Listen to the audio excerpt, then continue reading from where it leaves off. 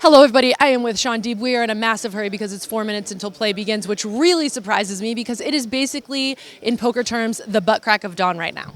Yeah, I mean, this is rough getting up this early. You know, we ended early yesterday. Unfortunately, there was a bad ruling made by Jack to decide to go with the structure sheet as opposed to what majority of the players wanted. So now we're back today. I missed the online event. I missed the deep stack that I would have played. I'm going to have to late register stuff today. You know, obviously I want to go back to back, and I want to multi-table a lot of stuff, and we were given bad information multiple times throughout the day. And so, you know, they're just hurting my chances of going back to back, which I think is a good story for the World Series. But obviously they're not trying to show favoritism, but they really just let two players bully them into getting what those players wanted. Wait, which players actually wanted to stop at 5? So it was Michael McKenna and Adam Friedman, and me and Matt Glantz believe that the reason they want to is because I was calling 5-card draw high, which neither of them were very comfortable with, and they, I think, took the night and studied the game. So they actually hurt the integrity of the tournament, hurt the equity of the tournament by allowing them to pause to practice a game that no one had called yet in the tournament, and I broke it out at the final table because I have a lot of experience in that game. So I think it was really wrong that Jack did that, and, you know, you're definitely going to see some difference in play in that game today from yesterday because they had time to study.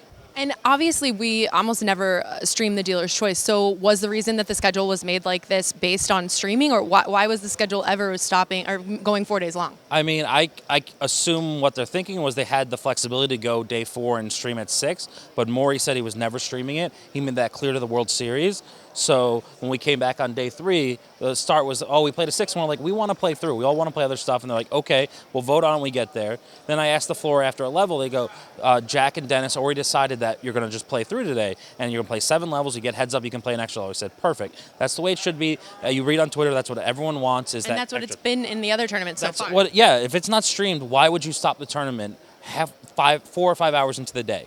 But, you know, Jack said the reason was because one of the players made plans because he was told earlier in the day. The guy's not guaranteed to be in the tournament. You make plans. You play a tournament. You play until the end of the day. It's not like you're expecting to play from 2:30 to 7 o'clock. That's never happens in a poker tournament.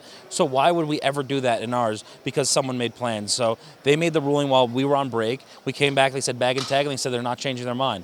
So we were very frustrated, and it was a very unfortunate situation. I hope the World Series doesn't make this mistake again.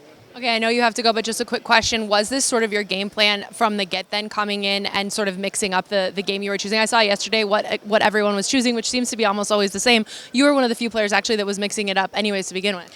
Yeah, I mean, I think I know more games than anyone else in that mix, and I understand the tournament stack sizes. And when I became chip leader, I called different games. When I was short, when someone had more chips on my left, depending on who they were. So I'm constantly studying and figuring out what game I have an edge on people, and I'm trying out different games because there might be a game you don't expect that you have a lot bigger edge. Okay, well, I have to let him go, but this is your potential back-to-back player of the year if he's able to play all the tournaments that he really wants to play. Listen up, you guys. Shaun Deeb, keep your guys' cursor locked on it as we crown potentially our fifth bracelet? Fifth, yeah. Fifth bracelet, no big deal. You're on PokerNews.com.